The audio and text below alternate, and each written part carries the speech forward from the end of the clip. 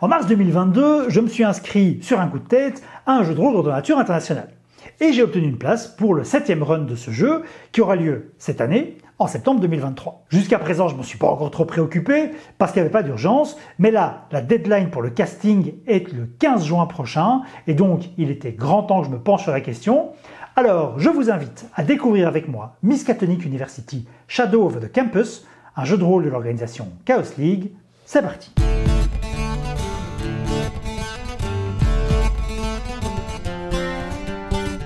Donc, j'ai fait mes devoirs et lu toute la documentation disponible, alors je vous propose un petit tour du propriétaire pour essayer de comprendre ce que c'est que ce jeu.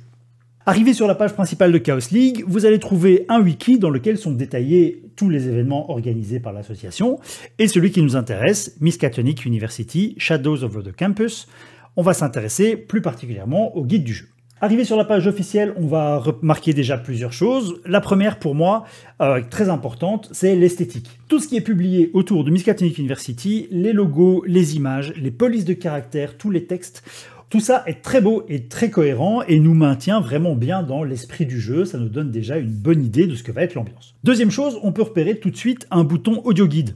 Si vous cliquez dessus, vous allez avoir droit à une lecture à haute voix de toute la page qui permet de rendre le tout accessible aux personnes malvoyantes, ce qui est assez sympathique. En guise d'introduction, on trouve un petit avertissement parce que le jeu ici est inspiré du mythe de Cthulhu, basé sur les romans et les écrits de Howard Philip Lovecraft, un auteur qui, à notre époque, est un petit peu controversé parce que c'est un personnage qui avait des visions pour le moins racistes et rétrogrades.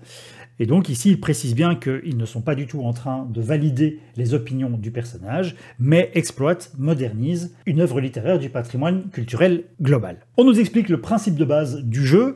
Miskatonic University est une histoire à propos de la connaissance et de ses limites, de l'ambition, de la haine, de la peur, de l'amour et du pouvoir. Vous allez jouer des professeurs et des étudiants à l'université de Miskatonic engagés dans une quête de laquelle dépend le destin de beaucoup. Alors ça va se passer en Pologne, on va se retrouver à la gare centrale de Berlin et nous serons à peu près 113 participants sur un run.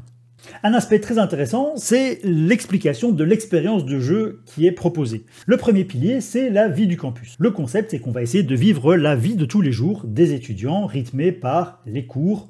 Le deuxième pilier, c'est du Cthulhu, c'est l'horreur psychologique et cosmique. En résumé, on nous dit ici que l'horreur sera en fait une horreur psychologique, on n'aura pas de monstres, de gore, de meurtres, on va juste jouer des personnages humains fragiles, il n'y a pas de héros, et la victoire contre les horreurs cosmiques sont impossibles à long terme. Et enfin, troisième pilier, des mystères à résoudre. On nous dit ici que le mystère principal est lié à un sarcophage trouvé dans les sous-sols de l'université et dont on va essayer de déterminer l'origine. Ceci dit, il n'est pas ici question de résoudre des énigmes complexes. Le principe, c'est plutôt de découvrir des indices, de les mettre ensemble et de comprendre, de construire l'histoire qui va de toute façon avancer au fur et à mesure que les choses sont révélées.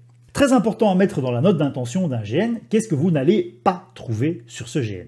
Ici, on nous précise que ce n'est pas un LARP compétitif, il n'y aura pas de combat, il n'y aura pas de vainqueur. Le principe, c'est de collaborer avec les autres participants pour créer une histoire. Et on a droit à une super vidéo disponible sur YouTube qui permet d'avoir l'explication par les organisateurs de ces 3 piliers du jeu. Quelques mots sur la sécurité où on nous précise qu'il y a une équipe sécurité qui est disponible en jeu en cas de problème quelconque et que dans une optique d'inclusion, on va se retrouver avec des personnages qui peuvent dans leur background être victimes de discrimination de diverses manières, mais que durant le jeu, dans l'université, n'importe qui, par exemple, pourra jouer un professeur ou un étudiant, quel que soit son genre, son origine ethnique ou sa religion. L'époque, nous sommes en 1924, le jeu se déroule dans les 3 derniers jours du semestre. Un sarcophage a été découvert par des travailleurs dans les sous-sols de l'université de Miskatonic. Ce sarcophage n'a jamais été ouvert, et donc nous allons l'étudier dans les cours de cette fin d'année. Et encore une fois ici, Chaos League nous fournit une petite vidéo sur YouTube qui nous permet de nous mettre dans l'ambiance et de comprendre l'époque dans laquelle on va jouer. Ensuite, nous avons droit au programme complet des journées. On voit ici qu'on va commencer par le speech du recteur à 18 h le premier jour, suivi d'un premier cours, d'un break, d'une recherche, du dîner et du premier exposé sur le sarcophage, suivi d'une réunion des sociétés et d'un couvre-feu. On va voir ce que c'est que le couvre-feu par la suite. Le lendemain, petit déjeuner, cours, recherche, et de nouveau un rythme d'étudiants dans la journée, avec des accès aux livres interdits par groupe d'études. Et le même rythme le troisième jour, mais en terminant par une soirée de gala pour fêter la fin du semestre. À Miskatonic University, on peut aussi jouer un professeur. Ça, c'est quelque chose qui m'intéresse particulièrement. À part le professeur Pincher, qui apparemment est un personnage non-joueur, tous les autres peuvent être joués par des participants. Quand on joue un étudiant, il y a aussi des rôles un peu particuliers, comme les préfets, qui sont en fait en charge de la discipline au sein des étudiants et qui notamment vont patrouiller dans les couloirs pendant le couvre-feu. Il existe aussi des étudiants assistants qui vont être les assistants de certains professeurs et arranger les classes, prendre les présences et assigner des cotes. On va avoir de l'archéologie, de l'anthropologie, de l'histoire de l'art et des langues anciennes. Comment préparer un cours pour les professeurs? On nous explique que l'organisation va fournir le sujet et quelques informations autour de celui-ci et demander aux professeurs de préparer 5 cours. C'est pour ça que ça m'intéresse fort de tester l'aventure professeur, parce que j'aimerais bien écrire des cours d'égyptologie avec des amis à moi qui sont très calés dans le domaine et pouvoir donner des chouettes cours aux étudiants. Mais ça, on verra plus tard. Les sociétés. Donc dans cette vénérable institution qu'est l'université de Miskatonic, il y a des sociétés d'étudiants, chacune avec des traditions et des centres d'intérêt très différents. On commence avec les Lost Poets, et comme son nom l'indique, cette société regroupe un peu tous les artistes. Qu'ils soient heureux, torturés, passionnés ou décadents, ils vont tous avoir cette volonté de créer et de partager leur art. Ensuite, Knife and Veil, le couteau et le voile, qui est une société plus énigmatique, qui va pratiquer des rituels occultes, de la parapsychologie, des séances de communication avec l'au-delà et des choses comme ça. La société Enigma, eux, ce sont les enquêteurs, ceux qui font de la vérité leur objectif et qui cherchent toujours à résoudre tous les mystères, toutes les énigmes qui les entourent. Ensuite, Mind's Eye. Mind's Eye, c'est la société des psychologues, des gens qui étudient l'esprit humain et s'intéressent à tout ce qui s'y passe et à toute sa complexité. Les Goliathons, eux, sont les agitateurs. Ce sont ceux qui font la fête, qui font des blagues et organisent des soirées arrosées et décadentes. Et enfin, l'ordre 322, ce sont les élitistes. La société très sélective, traditionnaliste et un peu mystérieuse, dont on ne sait pas très bien comment elle fonctionne, mais dont tous les membres se serrent les coudes pour rechercher la connaissance et le pouvoir. Tous les personnages vont donc faire partie d'une de ces 6 sociétés et ça va nous donner une manière de concevoir le personnage et de le jouer et un groupe avec lequel on sait qu'on sera de toute façon soudé et desquels on pourra avoir un soutien. Alors, les métatechniques utilisées. Miskatonic University, c'est un jeu qui n'a pas de règles, mais qui a quand même quelques techniques de simulation qui vont permettre de résoudre certaines situations. Par exemple, on nous parle de l'accès aux livres interdits. Et là, on nous dit qu'on va avoir l'occasion de lire des livres anciens, mais surtout qu'on va jouer une scène dans laquelle tous les participants ferment les yeux et revivent, en fait, en roleplay narratif, les événements qui sont décrits dans les livres, avec toutes les conséquences psychologiques que ça pourrait avoir pour nos personnages par la suite. Ensuite, il y a le couvre-feu. Donc ce fameux couvre-feu de 23h30 à minuit 30, pendant lequel il est interdit de se promener dans les couloirs. Et justement, les préfets sont là pour nous en empêcher. Il s'agit donc d'une espèce de cache-cache de nuit qui a pour objectif de faire ressentir aux participants cette petite excitation de l'interdit et de la transgression des règles. Et ce qu'on nous dit sur la nuit à Miskatonic, c'est que malgré cette règle du couvre-feu, eh bien en fait la nuit est une occasion rêvée pour aller explorer d'autres relations. Par exemple, on peut aller chez Mind's Eye qui organise des sessions d'études des rêves, aller chez les Goliathons qui ont des bars clandestins pour rencontrer des gens et avoir des discussions plus libérées qu'en journée. Les Lost Poets organisent une exposition clandestine en fin d'année, etc., etc. Et enfin, la dernière métatechnique dont je voudrais parler, c'est la descente dans la folie.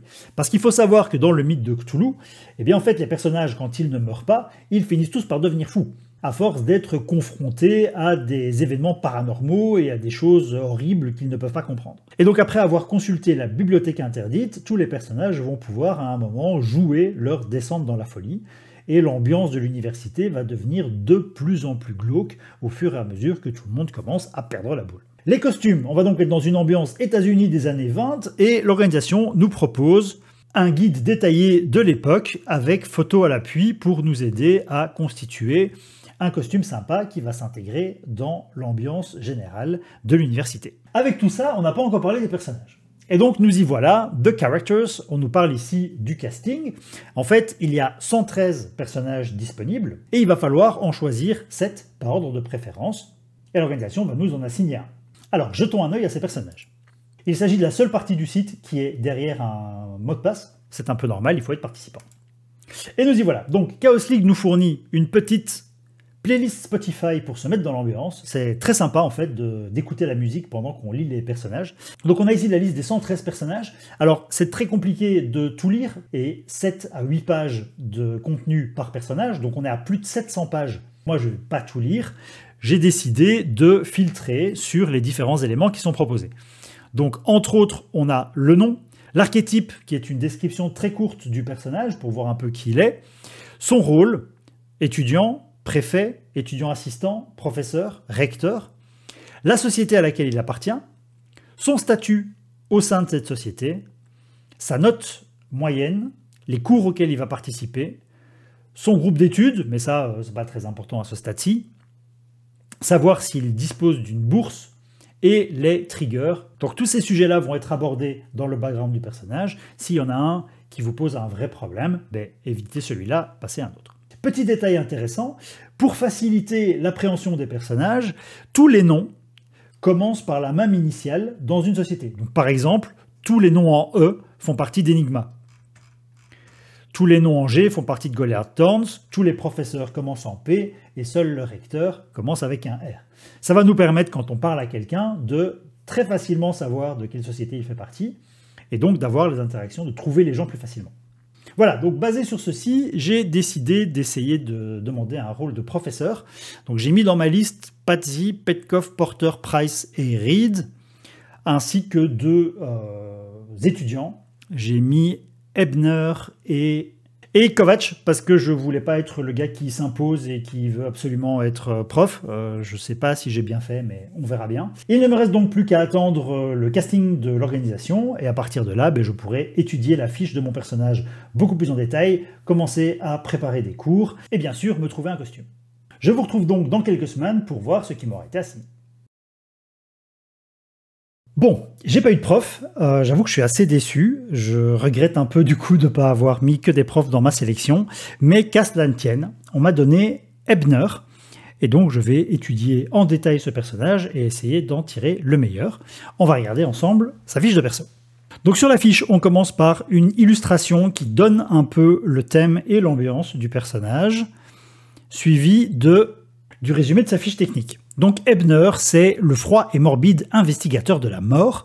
Les triggers auxquels on va être confronté sont des descriptions de cadavres, auteur d'abus psychologiques et le suicide. Ebner est un préfet, donc je vais être un de ces étudiants qui patrouille pendant le couvre-feu. Je fais partie de la société Enigma, les investigateurs, donc ça tombe bien. Et je suis dans cette société membre. Ma note moyenne c'est B, je pense que je vais essayer d'améliorer ça. Un groupe d'études 11 et plan d'études, langue ancienne B le matin et archéologie B l'après-midi. Ensuite vient le background, qui est écrit en 3 chapitres. Le premier c'est la petite enfance, donc très jeune, Ebner s'intéresse à la mort. Dans ses expérimentations, il va rencontrer Gensheimer. Donc Gensheimer c'est mon premier contact. Et donc Gensheimer il est plutôt sadique. Il est fasciné par la douleur et son effet sur les gens. Et donc ensemble, ils vont commencer à faire des observations jusqu'au jour où ils vont assister à la mort d'un de leurs amis, Werner, dans des circonstances très étranges, avec des visions de tentacules et des choses du genre. Une scène pas très claire dans la mémoire des personnages et qui a laissé des marques, après lesquelles ils se sont perdus de vue. Dans le chapitre 2, plus âgé, Ebner commence à travailler dans des hôpitaux. Et c'est là qu'il va rencontrer Orionidze, personnage qui est malade depuis l'enfance, qui a une assez courte espérance de vie, mais qui veut quand même profiter de la vie au maximum. Et donc, Ebner va en profiter pour l'amener au bord de la mort et faire ses observations, le sauvant à la dernière seconde. Bien sûr, Orionidze n'a pas du tout apprécié cette expérience, et donc les 2 personnages sont brouillé au début du jeu. Et donc chapitre 3, première année à l'université de Miskatonic, Ebner va rencontrer Evans, qui lui est assez obsessionnel, fasciné par les symboles, persuadé d'en voir partout, et donc il a un carnet dans lequel il prend plein de notes. Ebner va lui voler ce carnet pour le tourmenter, déclenchant une crise grave qui va l'amener au bord de la mort. Là aussi, Evans sait que Ebner est responsable, et donc les deux personnages ne sont pas du tout en bons termes quand le jeu commence. Après ce background détaillé, on a un résumé court du personnage, sa personnalité, froid et inquisiteur, fasciné par tout ce qui est considéré par d'autres comme étant perturbant. Je veux tout savoir à propos des maladies, des accidents, des tragédies et des morts qui me rendent curieux, morbidement curieux. Les relations, Gensheimer, je ne l'ai pas vu depuis longtemps, mais je l'ai retrouvé ici à l'université et j'aimerais bien qu'on recommence à travailler ensemble.